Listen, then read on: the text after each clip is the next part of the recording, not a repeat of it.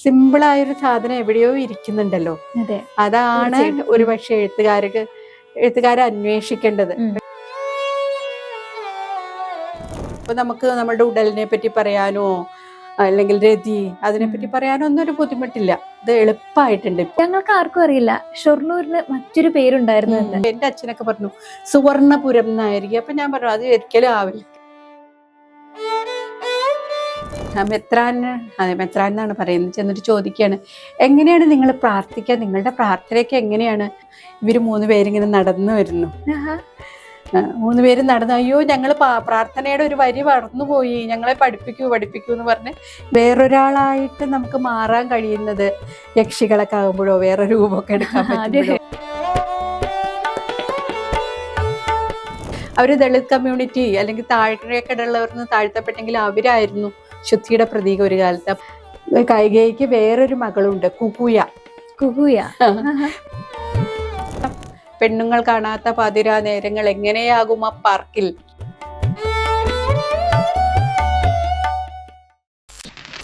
ഇപ്പൊ മാം എഴുതാൻ തുടങ്ങിയിട്ട് എത്ര നാളായിട്ടുണ്ടായിരിക്കും? പൊതുവെ തുടങ്ങിയത് ഞാൻ ഒരു കുട്ടിക്കാലത്തെ 8ാം ക്ലാസ്സിലൊക്കെ തൊട്ടിട്ട് എനിക്ക് ഓർമ്മയുണ്ട്. ചെറിയ ക്ലാസ്സിൽ തന്നെ എഴുതാൻ തുടങ്ങിയിട്ടുണ്ട്. വീട്ടില് അതെ, അച്ഛനൊക്കെ നല്ല അച്ഛനും അമ്മയും വായിക്കും. അച്ഛൻ പ്രത്യേകിച്ചും എനിക്ക് കുറച്ച് ശ്വാസം മുട്ടലുണ്ടായിരുന്നു, ആസ്മ എന്ന് പറയില്ലേ.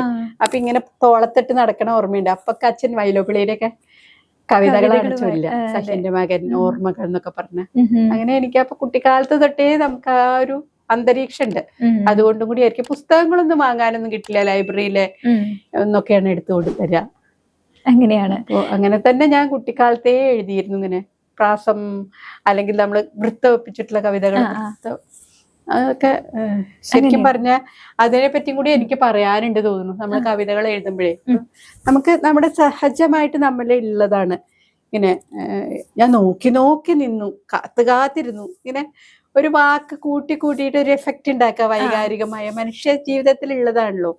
അത് തന്നെയാണ് നമ്മൾ കവിതയിലൊക്കെ പ്രയോഗിക്കുന്നത്. പക്ഷെ ആൾക്കാർ പ്രാസം വൃത്തം എന്നൊക്കെ പറഞ്ഞാൽ ഇപ്പോൾ ഒരു ഉപേക്ഷിക്കപ്പെട്ട കാര്യമായി.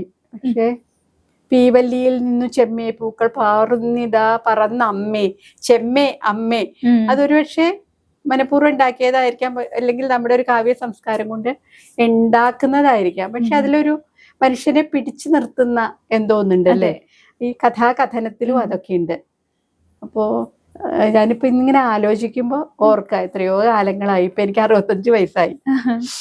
ഞാൻ കുട്ടിയായിരിക്കുമ്പോ ചെറിയ ക്ലാസ്സുകളിൽ തന്നെയൊക്കെ എഴുതാൻ തുടങ്ങിയാണ്. അപ്പൊ ടീച്ചർമാരെ പ്രോത്സാഹിപ്പിക്കുമായിരുന്നു. പിന്നെ പട്ടാമ്പി കോളേജിലാണ് ഞാൻ 7 കൊല്ലം പഠിച്ചത്. അവിടെ അതെ ശിവകുമാർ സാറ്, VP ശിവകുമാർ എന്നുള്ള കഥാകൃത്ത് സാറായിരുന്നു. സാറാ ജോസഫിന്റെ ശിഷ്യാണ് ഞാൻ. അങ്ങനെ. ഓക്കെ, ഇത്രയും നാളും എഴുതിയതില് കവിതകൾ അല്ലെങ്കിൽ എഴുത്തുകളില് ഏറ്റവും കൂടുതൽ മനസ്സിൽ തങ്ങി നിൽക്കുന്ന ഒരു കവിത അല്ലെങ്കിൽ ഒരു പുസ്തകം ഏതായിരിക്കും? ആൾക്കാരെപ്പോഴും എന്നോട് എപ്പോഴും കാണുമ്പോ പറയുന്നത് പെണ്ണുങ്ങൾ കാണാത്ത പാതിരാ നേരങ്ങൾ. ആ പുസ്തകവും മാതൃഭൂമി ഇറക്കിയതാണ്. ഇത് ഇപ്പൊ ഈ പുസ്തകവും മാതൃഭൂമി ഇറക്കിയതാണ്. ആ കവിത അതെ. അതിലൊരു വേറൊരു പ്രശ്നം കൂടി ഉണ്ട്. ഇപ്പൊ ഒരു സിലബസില് യൂണിവേഴ്സിറ്റിയിൽ ഒരു കവിത വായിക്കാനുണ്ട്, നമ്മളുടെ പഠിക്കാനുണ്ടെങ്കിൽ കുട്ടികൾ അത് മാത്രമേ വായിച്ചിട്ടുണ്ടാവുള്ളൂ. അപ്പൊ നമ്മളെ കാണുമ്പോ അതെന്ന് പറയും. അതുകൊണ്ടായിരിക്കും. പക്ഷെ പെട്ടെന്ന് ഒരു ഫെമിനിസം എന്നുള്ള പ്രത്യയശാസ്ത്രത്തിനോടൊക്കെ ഇപ്പൊ നമ്മളെപ്പോഴും ഞങ്ങളുടെ ക്യാമ്പസിലൊക്കെയാണ്, പട്ടാമ്പി കോളേജിലൊക്കെയാണ് ഈ ഫെമിനിസം എന്നുള്ളത് ഉണ്ടായി. സാറാ ജോസഫിന്റെ കാര്യം പറഞ്ഞു. അപ്പൊ അതിനോടൊക്കെ ഒപ്പം വളർന്നത് കൊണ്ടായിരിക്കാം പെണ്ണുങ്ങൾ കാണാത്ത പാതിരാ നേരങ്ങൾ എങ്ങനെയാകും ആ പാർക്കിൽ എന്നൊക്കെ പറഞ്ഞിട്ടാണ്. അത് ഒരു പക്ഷേ ശരിക്കും പെണ്ണുങ്ങൾ പാതിരാ നേരങ്ങൾ കണ്ടിട്ടില്ല എന്നുള്ളത് സത്യമാണ്. ഞങ്ങളുടെയൊക്കെ കാലത്ത് സത്യമാണ്. ഈ കാലത്ത് ഇപ്പൊ അത് അത്ര സത്യമാണെന്ന് തോന്നുന്നില്ല. അതില് വേറൊരു കാര്യം കൂടി ഉണ്ട്. അത് വെറും പാതിരാ നേരങ്ങൾ കണ്ടിട്ടില്ല എന്ന് മാത്രമല്ല, നമുക്ക് അത് കാണാനുള്ള ഒരു വൈകാരിക അന്തരീക്ഷം ഇല്ല. അതുകൊണ്ടൊക്കെയാണ് നമ്മൾ യക്ഷികളൊക്കെ ഉണ്ടാക്കിയത്. എനിക്ക് എപ്പോഴും തോന്നും ആ കാലത്തൊക്കെ യക്ഷികളൊക്കെ ഇഷ്ടം പോലെ ഉണ്ടല്ലോ. അത് വേറൊരാളായിട്ട് നമുക്ക് മാറാൻ കഴിയുന്നത് യക്ഷികളൊക്കെ ആകുമ്പോഴോ വേറെ രൂപമൊക്കെ എടുക്കാൻ പറ്റുമ്പോഴോ വേറെ കഥാപാത്രങ്ങളാകുമ്പോഴോ സ്ത്രീകൾക്ക് കുറച്ച് ബുദ്ധിമുട്ടാണ് സത്യം പറഞ്ഞാല്. നമ്മൾ അതേ റോളിൽ തന്നെ ഇങ്ങനെ തെരഞ്ഞു കിടക്കല്ലേ. അപ്പോ അതുകൊണ്ടും ആയിരിക്കാം. അപ്പൊ ഈ കവിത എനിക്കും ഇഷ്ടമാണ്. പിന്നെ ഞാൻ മുൻപ് പറഞ്ഞ മരമായിരുന്നു ഞാൻ. എന്നെ സംബന്ധിച്ചിടത്തോളം 3 ദീർഘ കവിതകൾ എന്ന് പറഞ്ഞൊരു കവിതാ സമാഹാരമുണ്ട്. ഇതേപോലെ പഴയ കാലത്തെ പോലുള്ള ദീർഘ കവിതകളാണ്. അതൊക്കെ നല്ല രസമാണ്, എനിക്ക് രസമായിട്ട് തോന്നാറുണ്ട്. അതില് ഒരു റഷ്യൻ കഥയാണ്. 3 സന്യാസിമാര്, അവര് 3 സന്യാസിമാരും കൂടിയിട്ട് ഒരു മഠത്തിലേക്ക് 3 സന്യാസിമാരും അവിടെ ഉണ്ട്. ഒരു മെത്രാൻ ഒരു സോളോവെറ്റ്സ്ക എന്ന് പറഞ്ഞ ഒരു മഠത്തിലേക്ക് പോവാണ്. അവര് കപ്പലിൽ കയറിയ. അപ്പൊ അവര് കേൾക്കുന്നുണ്ട് ഇങ്ങനെ ആ ദ്വീപില് 3 സന്യാസിമാരുണ്ട്. അവര് വെറും പായോ എന്തോ ഒന്ന് ചുറ്റിയിട്ടുണ്ടെന്നേ ഉള്ളൂ, ഒരു ദിവ്യന്മാരാണ്, അതാണ് ഇതാണെന്നൊക്കെ പറഞ്ഞപ്പോ ഇയാൾക്ക് കാണാൻ ഒരു ആഗ്രഹം. കപ്പിത്താൻ പറഞ്ഞു, ഈ മുക്കുവരൊക്കെ വെറുതെ കഥകളൊക്കെ ഉണ്ടാക്കുന്ന ഒരു വിദഗ്ധരാണ്, അതൊന്നും ഉണ്ടാവില്ല, അതൊന്നും പോണ്ട, കുറെ ബുദ്ധിമുട്ട്, അവിടേക്ക് പോകാൻ പറ്റില്ല. അപ്പൊ ഇയാള് നിർബന്ധിച്ചു എനിക്ക് കാണണം എന്ന് പറഞ്ഞപ്പോ ഒരു ബിഷപ്പ് എന്ന് പറയുമ്പോൾ അയാൾക്കൊരു പ്രാധാന്യം ഉണ്ടല്ലോ, അതുകൊണ്ട് ഒരു തോണിയൊക്കെ ഇറക്കി അവിടെ ചെന്നപ്പോ 3 വയസ്സന്മാരായിട്ട് സന്യാസിമാരുണ്ട്. ഡിസ്ക്രിപ്ഷൻസ് ഒക്കെ ഉണ്ട്. ഞാൻ മുമ്പ് പറഞ്ഞ പോലെ ഡിസ്ക്രിപ്ഷൻസ് ഒക്കെ ഇതിന്റെ ഒരു വലിയ രസമാണ്. അപ്പൊ ഈ 3 സന്യാസിമാരും അവിടെ ഉണ്ട്. അപ്പൊ ഈ മെത്രാൻ എന്നാണ് പറയുന്നത്, ചെന്നിട്ട് ചോദിക്കുകയാണ്, എങ്ങനെയാണ് നിങ്ങൾ പ്രാർത്ഥിക്കുക, നിങ്ങളുടെ പ്രാർത്ഥനയൊക്കെ എങ്ങനെയാണ്? അപ്പൊ അവര് പറയും, സ്വർഗത്തില് നിങ്ങൾ 3 പേര് സ്വർഗത്തിലുണ്ട്, ഞങ്ങൾ 3 പേരും ഇവിടെ ഉണ്ട്, ഞങ്ങളെ രക്ഷിക്കണേ, എല്ലാവരെയും രക്ഷിക്കണേ, അത്രയേ ഉള്ളൂ ഞങ്ങളുടെ പ്രാർത്ഥന. അപ്പൊ ഇങ്ങനെയൊന്നും പോരാ, സ്വർഗസ്ഥനായ പിതാവേ, അങ്ങനെയൊക്കെയുള്ള ക്രമപ്പെടുത്തിയ പ്രാർത്ഥന ഉണ്ടല്ലോ, അത് പ്രാർത്ഥിക്കണം, എന്നാൽ മാത്രമേ നിങ്ങൾക്ക് പുണ്യം കിട്ടുള്ളൂ, സ്വർഗം കിട്ടുള്ളൂ എന്നൊക്കെ പറഞ്ഞാൽ അവരെ അവിടെ ഇരുത്തി പഠിപ്പിച്ചു ഈ പ്രാർത്ഥന. എന്നിട്ട് ഇയാള് പിന്നെ കപ്പലിലേക്ക് വന്നിട്ട് ഇങ്ങനെ ആലോചിക്കുകയാണ്, ഒരു നഷ്ടപ്പെടാവുന്ന 3 നല്ല നല്ല ആത്മാക്കളെ ഞാൻ രക്ഷിച്ചെടുത്തല്ലോ, അതിനെ സർവേശ്വരന് സമർപ്പിച്ചല്ലോ എന്നൊക്കെ പറഞ്ഞ് ഇങ്ങനെ ആശ്വസിച്ചുകൊണ്ടിരിക്കുമ്പോ ഇങ്ങനെ എന്തോ ഒരു വെട്ടങ്ങനെ ഇവർക്ക് കാണാം, കപ്പലിൽ നിന്ന് വെളിച്ചടുത്തടുത്ത് വരുന്നു. അപ്പൊ ഇവരൊക്കെ കപ്പിത്താനൊക്കെ പേടിച്ചു, ഇനി വല്ല കൊള്ളസംഘാണോ അതാണോ എന്നൊക്കെ നോക്കിയപ്പോ ഇവര് 3 പേരിങ്ങനെ നടന്നു വരുന്നു. 3 പേര് നടന്നു, അയ്യോ ഞങ്ങള് പ്രാർത്ഥനയുടെ ഒരു വരി മറന്നുപോയി, ഞങ്ങളെ പഠിപ്പിക്കൂ എന്ന് പറഞ്ഞ് 3 സന്യാസിമാര് കരയിൽ നടക്കണ പോലെ കൈ കോർത്ത് പിടിച്ചിങ്ങനെ നടക്കാണ്. അപ്പോ അതൊരു വലിയൊരു കാഴ്ചയായിരുന്നു. അപ്പൊ അയാൾക്ക് മനസ്സിലായി അവര് അത്രയും പുണ്യവാന്മാരാണ്, ഞാൻ പഠിപ്പിക്കേണ്ട കാര്യമില്ലല്ലോ. അന്ന് യേശു വെള്ളത്തിന്റെ മുകളിൽ കൂടെ നടന്ന പോലെ അതില് അലകടൽ അതിനു മീതെ പായ കപ്പലിതാ എന്ന് പറഞ്ഞിട്ടാണ് അത് തുടങ്ങുന്നത്. അടകടൽ. അപ്പൊ തന്നെ നമുക്കൊരു അലയുടെ ഒരു ഫീലിംഗ് കിട്ടും. അങ്ങനെ അപ്പോ താണുവണങ്ങി, കപ്പൽ തട്ടിൽ താണുവണങ്ങി മെത്രാൻ അവരുടെ കാലടികൾ. അപ്പൊ ഇവര് തന്നെക്കാളും എത്രയോ മീതെയാണ് എന്നുള്ള ഇതുണ്ട്. അത് മാത്രല്ല അതിലുള്ളത്, ഒരു വ്യവസ്ഥാപിതമായ മതം എപ്പോഴും അതിന്റെ പ്രാധാന്യത്തിന് വേണ്ടിയിട്ട് ശ്രമിക്കും. ഇപ്പൊ നമുക്ക് നടക്കുന്ന പല യുദ്ധങ്ങളൊക്കെ നോക്കിയാൽ തന്നെ നമ്മൾ ചുറ്റും കാണുന്ന അല്ലെ, ഓരോ മതവും നമ്മളാണ് വലുത്, അല്ലെങ്കിൽ ഞങ്ങളുടെ വ്യവസ്ഥയാണ്, ഞങ്ങൾക്ക് മാത്രമാണ് ദൈവത്തിനോട് കമ്മ്യൂണിക്കേറ്റ് ചെയ്യാൻ പറ്റുള്ളൂ എന്നൊക്കെ പറയുന്ന, ഞാൻ അത് ചെയ്യില്ല ഇത് ചെയ്യില്ല. പക്ഷെ വളരെ സിമ്പിളാണ് ശരിക്കും ആത്മീയത. ടോൾസ്റ്റോയ് എപ്പോഴും ആത്മീയതയെ കൊണ്ടുവരാനായിട്ട് ഗാന്ധിജിയെ പോലെ തന്നെ ശ്രമിച്ചിരുന്നു. അപ്പൊ ആത്മീയത എന്ന് പറയുന്നത് മതമോ മതത്തിലെ കെട്ടിടങ്ങളോ അധികാര വ്യവസ്ഥകളോ അല്ലെങ്കിൽ അമ്പലങ്ങളിലെ ആചാരങ്ങളോ ഒന്നുമല്ല മതം. മതം എന്ന് പറഞ്ഞാൽ മനുഷ്യരെ മനസ്സിലാക്കുക, അല്ലെങ്കിൽ അവർക്ക് വേണ്ടി ആർക്കും വേണ്ടി അല്ലാതെ. അതിൽ ഈ മുക്കുവര് പറയുന്നുണ്ട്, ഇവര് മറിഞ്ഞ് ഒരു തോണിയായിട്ട് ആ ദ്വീപിലെത്തിയപ്പോ ഇവര് ആ തോണിയൊക്കെ വേഗം ശരിയാക്കി തന്നു. അതേപോലെ മനുഷ്യരെ പറ്റുന്ന പോലെ സഹായിക്കുക, അത്രയൊക്കെ വളരെ ലളിതമാണ് മതം. അങ്ങനെ ലളിതമാണ് ആവേണ്ടത്. പക്ഷെ നമ്മളെപ്പോഴും ജീവിതത്തിന്റെ ആടയാഭരണങ്ങളിലും അല്ലെങ്കിൽ വലിയ വലിയ കെട്ടിടങ്ങളിലും ഇതിലും അതിന്റെ വിലയിലും സ്ഥാനത്തിലും ഒക്കെയാണ് നമ്മൾ മോഹിക്കുന്നത്. അപ്പൊ അതല്ലാത്തൊരു സിമ്പിളായൊരു സാധനം എവിടെയോ ഇരിക്കുന്നുണ്ടല്ലോ, അതാണ് ഒരുപക്ഷെ എഴുത്തുകാരെ അന്വേഷിക്കേണ്ടത്. പക്ഷെ നമ്മൾ ഓരോ കാലത്ത് വഴിതെറ്റിപ്പോവും. ചിലപ്പോ പ്രത്യയശാസ്ത്രങ്ങൾ വരുമ്പോ പ്രത്യയശാസ്ത്രങ്ങൾ പറയാനുള്ളതാണ് എന്ന് വിചാരിക്കും. നമ്മളുടെ സാഹിത്യത്തിന്റെ ചരിത്രമൊക്കെ വായിച്ചാൽ കല എന്തിനു വേണ്ടിയാണ്, കലയ്ക്ക് വേണ്ടിയാണോ, കല ജീവിതത്തിന് വേണ്ടിയാണോ എന്നുള്ള ചോദ്യങ്ങൾ. ഇപ്പോഴത്തെ ഫെമിനിസം പോലുള്ള പ്രത്യയശാസ്ത്രങ്ങൾ വരുമ്പോൾ ഇപ്പൊ പ്രത്യേകിച്ച് കോളേജുകളിലും എല്ലാ സ്ഥലത്തും നമ്മൾ ആദ്യം തിയറിയാണ് പഠിപ്പിക്കുന്നത്. എന്നിട്ട് ആ തിയറിക്ക് യോജിച്ച ഓരോ ലിറ്റററി ടെക്സ്റ്റുകൾ കണ്ടെടുക്കുകയാണ് ചെയ്യുന്നത്. അത് ഒരു പക്ഷേ നല്ലതാണ്. ഇപ്പൊ ദളിത് വാദം എന്നുള്ളത് വളരെ പ്രസക്താണെന്ന് നമുക്കറിയാം. പക്ഷെ അത് അതിൽ മാത്രമായിട്ട് നിൽക്കുമ്പോൾ ദളിത്വാദം അല്ലെങ്കിൽ സ്ത്രീവാദത്തിനെ പറ്റി ഇപ്പൊ പലപ്പോഴും ആൾക്കാർ ചോദിക്കുമ്പോൾ ഞാൻ പറയാറുണ്ട്, ഒരു കാലത്ത് അത് ഇരുട്ടൊക്കെ മാറ്റി ഒരു പ്രപഞ്ചത്തിന്റെ സൂക്ഷ്മതയെ, ഉൾപ്രപഞ്ചത്തിന്റെയും നമ്മുടെ ജീവിതത്തിന്റെ സൂക്ഷ്മതയെ കൊണ്ടുവരികയായിരുന്നു. പക്ഷെ ഇപ്പൊ അത് നടന്നു കഴിഞ്ഞു. ഇപ്പൊ നമുക്ക് നമ്മുടെ ഉടലിനെ പറ്റി പറയാനോ അല്ലെങ്കിൽ രതി അതിനെപ്പറ്റി പറയാനോ ഒന്നും ഒരു ബുദ്ധിമുട്ടില്ല. ഇത് എളുപ്പമായിട്ടുണ്ട് ഇപ്പോഴത്തെ. ഇപ്പൊ അതിന്റെ ഉള്ളിലുള്ള കോംപ്ലിക്കേഷൻ, സങ്കീർണതകള്, ഇപ്പൊ വെളിച്ചത്തിന്റെ ഉള്ളിലെ ഇരുട്ടിനെ കാണാണ്. അപ്പൊ ഇങ്ങനെ മാറി മാറി മാറി വരും. അപ്പൊ മാറി മാറി വരുമ്പോഴേ ഒരു ലളിതമായിട്ടുള്ള എന്തോ ഒന്നുണ്ടല്ലേ. അപ്പൊ അത് ചെന്ന് എനിക്കൊക്കെ വിചാരം അതാണ്, അതിലൊന്ന് ചെന്ന് തൊടണം. അപ്പൊ ഈ 3 ദീർഘ കവിതകൾ അതൊക്കെ ഒരു പതിപ്പ് വന്നിട്ടുള്ളൂ, പിന്നെ അത് പതിപ്പൊന്നും വന്നിട്ടില്ല. അപ്പൊ അങ്ങനെ നമ്മളുടെ ഇപ്പൊ വായനയിലും ഒക്കെ ആയാലേ പെട്ടെന്ന് പിടികിട്ടുന്ന ചില കാര്യങ്ങളുണ്ടല്ലോ. നമ്മളെ സ്ത്രീവാദം ഇപ്പൊ വളരെ പ്രധാനമാണ്. നമ്മുടെ സിനിമ നോക്കിയാലും ഒക്കെ കാണാം അല്ലെ. എല്ലാം അന്നത്തെ പ്രാധാന്യം അനുസരിച്ച് അപ്പപ്പോ ചെലവാകുന്ന നാണയങ്ങള്, അപ്പൊ ചെലവാകുന്ന നാണയങ്ങളെ പോലെ തന്നെ എപ്പോഴും ചെലവാകുന്ന ചില നാണയങ്ങളും കൂടി എഴുത്തുകാർക്ക് പ്രധാനമാണെന്ന് എനിക്ക് തോന്നുന്നു. അപ്പൊ അത് നമുക്ക് എളുപ്പത്തിൽ അതിനെ കിട്ടാൻ പറ്റില്ല. അതിനായിരിക്കാം ചിലപ്പോ ഈ പൂച്ച വന്നിരിക്കുന്നത്. പൂച്ചയുടെ കയ്യിൽ അതായിരിക്കാം ഉള്ളത്.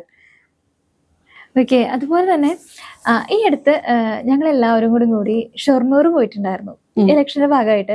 ആ സമയത്ത് ഞങ്ങൾക്ക് ആർക്കും അറിയില്ല ഷൊർണൂരിന് മറ്റൊരു പേരുണ്ടായിരുന്നു എന്ന്. അപ്പൊ ഞാൻ ഇവിടെ തന്നെ ഇപ്പൊ ഞാൻ പറഞ്ഞിട്ടുണ്ടായിരുന്നു, ചിറങ്ങന്നൂർ എന്ന് പറയുന്ന സ്ഥലം അറിയുമോ എന്ന് ചോദിച്ചപ്പോ ഗൂഗിൾ മാപ്പ് എടുത്ത് സെർച്ച് ചെയ്യാം. അപ്പൊ ഞാൻ പറഞ്ഞു നോക്കണ്ട, ഷൊർണൂറിന്റെ പണ്ടത്തെ പേര് അങ്ങനെയായിരുന്നു എന്ന്. ആ ഒരു ഷൊർണൂരിന് അടുത്ത് ജനിച്ചതാണ് മാം. അങ്ങനെ ഒരു പേരുണ്ടായിരുന്നുവെന്ന് ഇന്നത്തെ കാലത്ത് പലർക്കും അറിയില്ല.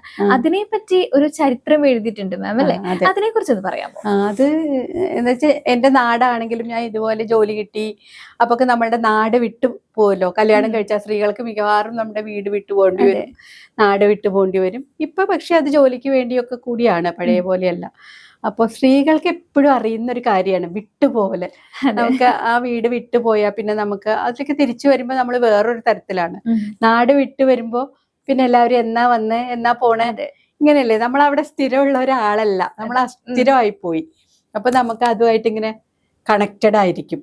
അപ്പൊ അതുകൊണ്ടൊക്കെ ആയിരിക്കാം എനിക്ക് ഷൊർണൂരിനെ പറ്റി ഒരു ചരിത്രം എഴുതണം എന്ന് തോന്നി. ഷൊർണൂരിന്റെ അടുത്തുള്ള പരുത്തിപ്ര എന്ന് പറഞ്ഞ സ്ഥലത്താണ് നടന്നു പോകാനേ ഉള്ളൂ റെയിൽവേ സ്റ്റേഷനൊക്കെ.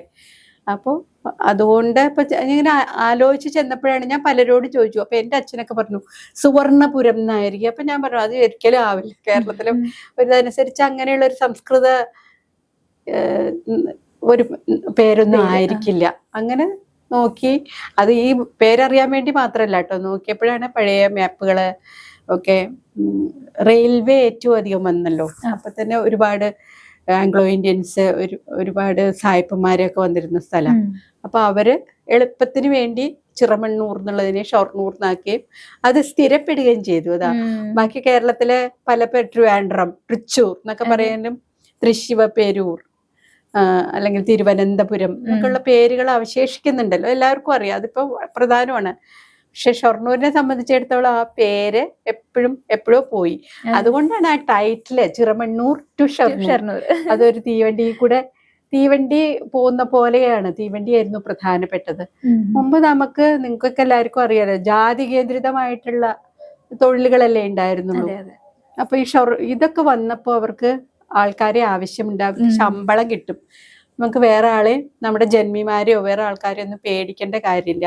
പുതിയ തരത്തിലുള്ള ഒരു ജീവിത രീതിയും കൂടി അത് ഉണ്ടാക്കി. ഒരുപാട് പുറമേ നിന്നുള്ള ആൾക്കാർ വന്നു, അവരുടെ വീടുകൾ വന്നു, വേറെ ഭാഷകൾ വന്നു.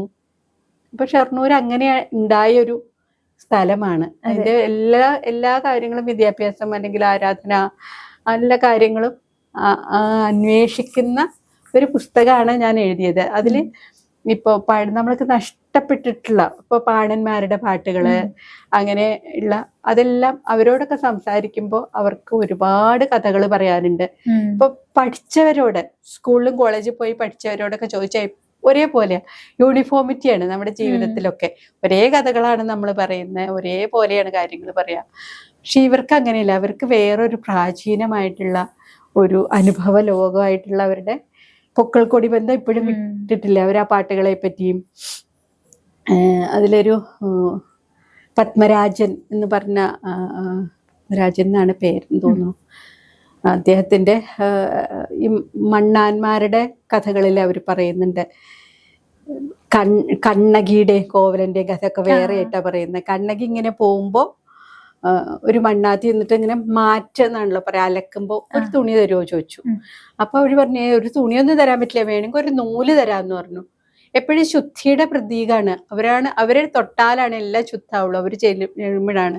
അവര് ദളിത് കമ്മ്യൂണിറ്റി അല്ലെങ്കിൽ താഴേക്കടുള്ളവർന്ന് താഴ്ത്തപ്പെട്ടെങ്കിൽ അവരായിരുന്നു ശുദ്ധിയുടെ പ്രതീകം ഒരു കാലത്ത്. അപ്പൊ ആ ഒരു എന്താ പറയാ നൂല് കൊണ്ടുപോയി കഴുമരത്തുമ്പോൾ കെട്ടിയപ്പോഴാണ് കോവലിന് പെട്ടെന്ന് ഒത്തിരി ജീവൻ കിട്ടി. കഥ കോവലൻ പറഞ്ഞു കൊടുക്കുകയും ചെയ്യണ്. അപ്പോഴാണ് ഇവൾക്ക് കഥ മനസ്സിലാവുന്നത്. ചിലപ്പോ പിന്നെ എറിഞ്ഞോടിച്ച മധുരാനഗരം കത്തിച്ച കഥയില്ലേ, അപ്പൊ അതില് തന്നെ ഈ കണ്ണകി ഇവര് പറയുന്ന കഥ എന്താ വെച്ചാൽ, കണ്ണകി കല്യാണം കഴിഞ്ഞപ്പോ ഇവര് പുറത്താവാന്ന് പറയല്ലോ നമ്മള്. അപ്പൊ അതുകൊണ്ട് കണ്ണകി എന്നെ നിർബന്ധിച്ച് കോവലിനെ സ്ത്രീയുടെ അടുത്ത് പറഞ്ഞയച്ചതാണ്. അങ്ങനെയൊക്കെയുള്ള നമ്മൾ വിചാരിക്കുന്ന എപ്പോഴും നമ്മൾ പറയുന്ന കഥകൾ മാത്രമേ ശരിയുള്ളൂ എന്നാണല്ലോ. ഇപ്പൊ 300 രാമായണങ്ങൾ എന്ന് പറഞ്ഞ കെ രാമാനുജന്റെ കഥയെ പറ്റിയൊക്കെ നമ്മൾ പറയാറുണ്ട്. രാമൻ എന്നൊക്കെ പറഞ്ഞാൽ ഒരു ആളല്ല, ഓരോ കമ്മ്യൂണിറ്റിക്കും ഓരോ ഭാഷയ്ക്കും ഓരോ ഭൂപ്രദേശത്തിനും ഓരോ രാമനുണ്ട്. ചന്ദ്രപതി രാമായണം എന്ന് പറഞ്ഞ ബംഗാളിലെ ചന്ദ്രപതി എന്ന് പറഞ്ഞ ഒരു സ്ത്രീ 16-ാം നൂറ്റാണ്ടിലെ ഒരു സ്ത്രീ എഴുതിയ പുസ്തകം ഇപ്പൊ നമുക്ക് ഗീതാഞ്ജലി കൃഷ്ണൻ എന്ന് പറഞ്ഞ ഒരു കവി ട്രാൻസ്ലേറ്റ് ചെയ്തിട്ടുണ്ട്. അപ്പൊ അവരുടെ അച്ഛനും ഒരു കവിയായിരുന്നു. അപ്പൊ ആ ക്ലാസ്മേറ്റ് അച്ഛന്റെ ശിഷ്യനായ ഒരാളെ ഇവർ പ്രണയിച്ചോ അറിയില്ല, കവിതകളൊക്കെ കൈമാറി. പക്ഷെ കല്യാണത്തിന്റെ തലേദിവസം അയാൾ ഒളിച്ചോടി പോവാണ്. ഇവർക്ക് കുറച്ചും കൂടി അറിവുണ്ട്, ഇവർക്ക് കുറച്ചും കൂടി ഇളയേക്കാളും സ്റ്റാച്ചർ ഉണ്ട് എന്നുള്ളത് പേടിച്ചിട്ടോ എന്താണ് അയാൾ ഓടിപ്പോകുന്നത്. പിന്നെയാണ് അവര് പോയി അവർക്കൊരു വീടൊക്കെ കെട്ടിത്തരാൻ പറഞ്ഞു, ഒരു അമ്പലം പോലെ. അവിടെ ഇരുന്ന് ഈ കവിത എഴുതുന്നത് ചന്ദ്രപതി രാമായണം. ഒരുപക്ഷെ കല്യാണം കഴിച്ചെങ്കിൽ അവര് ആ കവിത എഴുതില്ലായിരുന്നു. അപ്പൊ അതില് ഇവര് പറയുന്നത് യുദ്ധം അങ്ങനത്തെ കാര്യങ്ങളൊന്നും പറയുന്നേ ഇല്ല, ബാലിവധം അങ്ങനത്തെ കാര്യങ്ങളൊന്നും അതിൽ പറയുന്നില്ല. കൈകേയിക്ക് വേറൊരു മകളുണ്ട്, കുകുയ പറഞ്ഞൊരു പെണ്ണ്. അങ്ങനെയൊക്കെ രസമായിട്ടുള്ള കാര്യങ്ങൾ പറയുന്നു. ഞാൻ പറയണത് എന്താ വെച്ചാൽ ഓരോ കമ്മ്യൂണിറ്റിക്കും ഇപ്പൊ ഞാൻ ഈ മണ്ണാന്മാരുടെ കഥ പറഞ്ഞ പോലെ പാണന്മാരൊക്കെ ഏറ്റവും ഉന്നതരായിട്ടുള്ള കവികളൊക്കെ ആയിരുന്നു. പക്ഷെ ഒരു ബ്രാഹ്മണാധിപത്യത്തിന്റെ വരവ് മൂലമാണ് അവർ ഏറ്റവും വലിയ സംഘസാഹിത്യമൊക്കെ ഉള്ള കാലത്ത് കേരളവും അതിന്റെ ഭാഗമായിരുന്നു. തമിഴകം എന്ന് പറയുന്ന വലിയൊരു ഭൂപ്രദേശമായിരുന്നു അത്. അപ്പൊ നമ്മളുടെയും കൂടി പൂർവികരാണ് ആ തമിഴ് കൃതികളൊക്കെ എഴുതിയവര്. അപ്പൊ ഒരു ഉയർന്ന നിലയിലുള്ളവര് പിന്നെ എങ്ങനെ മാറി വന്നു എന്നുള്ളത് ആണ് ആലോചിക്കേണ്ട ഒരു കാര്യമാണ്. അപ്പൊ ഒരേപോലെയുള്ള കാര്യങ്ങൾ പറയുന്നതാണ് അധികാരത്തിന് എപ്പോഴും ഇഷ്ടം. ഡീൽ ചെയ്യാൻ എളുപ്പമാണല്ലോ. അതുകൊണ്ടാണ് രാമൻ ഇങ്ങനെയാണ്, രാമൻ ആയുധധാരിയായിരുന്നു, അല്ലെങ്കിൽ അയാൾ അങ്ങനെയായിരുന്നു, മാംസാഹാരി ആയിരുന്നില്ല എന്ന് പറയുന്നത്. പക്ഷെ നമ്മൾ പല പല ടെക്സ്റ്റുകളും വായിക്കുമ്പോൾ അതേപോലെ ഒന്നുമല്ല. അപ്പോ ഒരു പുസ്തകം എഴുതുമ്പോൾ, അത് പ്രത്യേകിച്ച് ഒരു പൂച്ചയൊക്കെ കടന്നു വരുമ്പോൾ അതിനെ ആരോടും ഒരു സംസ്കാരത്തിന്റെ കൂടെ ഒരു അധികാരത്തിന്റെ കൂടെ നിൽക്കേണ്ട കാര്യം ഇല്ലായിരിക്കാം. ചിലപ്പോ വൃക്ഷങ്ങൾക്കും അങ്ങനെയായിരിക്കാം. അങ്ങനെ ഇപ്പോ ഇനി വരാനിരിക്കുന്ന മാമിന്റെ പുതിയ പുസ്തകങ്ങൾ ഉണ്ടാവില്ലേ? എന്റെ ഒരു പുസ്തകം ഇനിയിപ്പോ വരാനുള്ളതുള്ളൂ. ഇതേപോലെ ഒരു ചരിത്ര പുസ്തകമാണ്. രമണീയം മഹനീയം മംഗളോദയം എന്നാണ്. അതിൽ മംഗളോദയം എന്ന് പറഞ്ഞ പ്രസാധകരുടെ ചരിത്രം. ഒരു പുസ്തക പ്രസാധകരുമായിരുന്നു. അതേപോലെ മംഗളോദയം മാസികയും ഉണ്ടായിരുന്നു. രണ്ടും പ്രധാനപ്പെട്ടതാണ്. അതില് ഈ രമണീയം എന്നുള്ള വാക്കിന്റെ അർത്ഥം രമണൻ ഒരു ആദ്യത്തെ പതിപ്പല്ലാതെ എല്ലാം അവരാണ് ഇറക്കിയിരിക്കുന്നത്. ചങ്ങമ്പുഴിയുടെ വളരെ പ്രശസ്തമായ രമണൻ എന്നുള്ള പുസ്തകം. അപ്പൊ ഒരു ആധുനികതയിലേക്ക് അല്ലെങ്കിൽ പഴയ പുരാണങ്ങളോ അങ്ങനെ അല്ലാതെ പുതിയ സാഹിത്യത്തിന് അന്നൊക്കെ തകഴി കേശവദേവ് അല്ലെങ്കിൽ ബഷീർ അവർക്കൊക്കെ പുസ്തക പ്രസാധകരുടെ ഇടയ്ക്കിൽ വലിയൊരു പ്രസക്തി അല്ലെങ്കിൽ ജനങ്ങൾക്ക് ജനകീയമാക്കാൻ പങ്കുവച്ച ഒരു പ്രസാധകരാണ്. അപ്പൊ അത് നോക്കുമ്പോ അപ്പൻ തമ്പുരാൻ തുടങ്ങി അതിന്റെ മുന്നിലത്തെ ആൾക്കാരെയും കൂടി കാണണം. അപ്പൻ തമ്പുരാനെ പറ്റി പറയുമ്പോൾ നമ്മൾ ഈ പറയുന്ന മണ്ണാർപ്പാട്ട് അങ്ങനെ എല്ലാം അദ്ദേഹം എഴുതിയെടുത്ത് പ്രസിദ്ധീകരിച്ചിരുന്നു. പോകാൻ പോകുന്ന പാട്ടുകൾ എന്നാണ് അദ്ദേഹം അതിന് ടൈറ്റിൽ ഇട്ടിരുന്നത് മംഗളോദയത്തില്. അവരെയൊക്കെ വിളിച്ചുകൊണ്ട് നിന്ന് റെക്കോർഡറൊന്നും ഇല്ലല്ലോ, കേട്ട് ആ പാട്ടുകളൊക്കെ എഴുതി നമ്മുടെ മലയാള ഗദ്യം മനോഹരാക്കണമെന്നും പാട്ടുകൾ വളരെ പ്രധാനപ്പെട്ടതാണെന്ന് ഈ 2 കാര്യങ്ങളും ഉണ്ട്. അപ്പൊ അതാണ് ആ പുസ്തകത്തിന്റെ ഒരു ഇത്. രമണീയം, മഹനീയം, മംഗളോദയം. എപ്പോഴൊക്കെ വരുന്നു വിചാരിക്കണു. ഇപ്പൊ മാം പലതരത്തിലുള്ള കഥകളും കവിതകളും ഒക്കെ എഴുതിയിട്ടുണ്ട്. അതുപോലെ തന്നെ ഒരു കാലഘട്ടത്തിന്റെ മാറ്റം എന്ന് പറയുന്നത് ഇപ്പോഴത്തെ കാലത്ത് ഈ റീസെന്റ് ആയിട്ട് റാം കെയർ ഓഫ് ആനന്ദി, ഏറ്റവും പ്രിയപ്പെട്ട എന്നോട് എന്ന് പറയുന്ന പുസ്തകങ്ങള് വളരെ വലിയ രീതിയിൽ എല്ലാവരും ഏറ്റെടുത്തൊരു പുസ്തകം തന്നെയായിരുന്നു. അതിൽ കഥകളാണ് പറയുന്നത്. ഇപ്പോ പണ്ടത്തെ കാലത്തെ പുസ്തകം എന്ന് പറഞ്ഞാൽ കാവ്യാത്മകമായിട്ട് എഴുതി എല്ലാവരുടെയും മനസ്സിലേക്ക് പല കാര്യങ്ങൾ എത്തിക്കുക എന്നുള്ളതായിരുന്നു. അപ്പൊ ഇതുപോലത്തെ പുസ്തകങ്ങളെ മാം എങ്ങനെയാണ് നോക്കിക്കാണുന്നത്? അത് അങ്ങ് ഈ ഒരു പോപ്പുലിസ്റ്റ് എന്ന് പറയുന്ന രചനകൾ എല്ലാ കാലത്തും ഉണ്ടായിരുന്നു. ഞങ്ങളുടെ കാലത്തൊക്കെ അത് മകാരവാരികകൾ അല്ലെങ്കിൽ പൈങ്കിളി കഥകൾ എന്നൊക്കെ പറയുന്നത്. അതിന് മുമ്പ് ഈ പാട്ടുകളൊക്കെ കവളപ്പാറക്കൊമ്പൻ, സരോജിനിയുടെ കടുങ്കൈ, അങ്ങനെയൊക്കെയുള്ള ഇതൊക്കെ ഇങ്ങനെ ഉത്സവചന്തകളിലൊക്കെ വിട്ടിരുന്നു.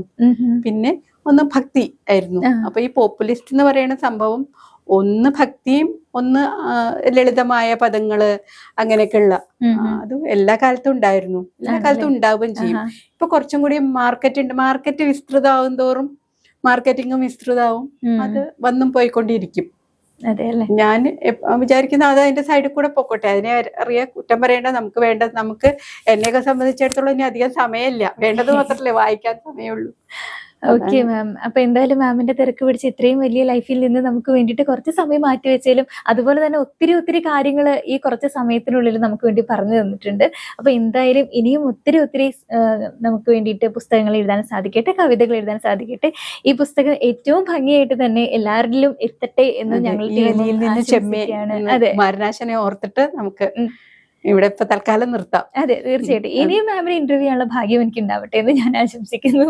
നമസ്കാരം. Thank you.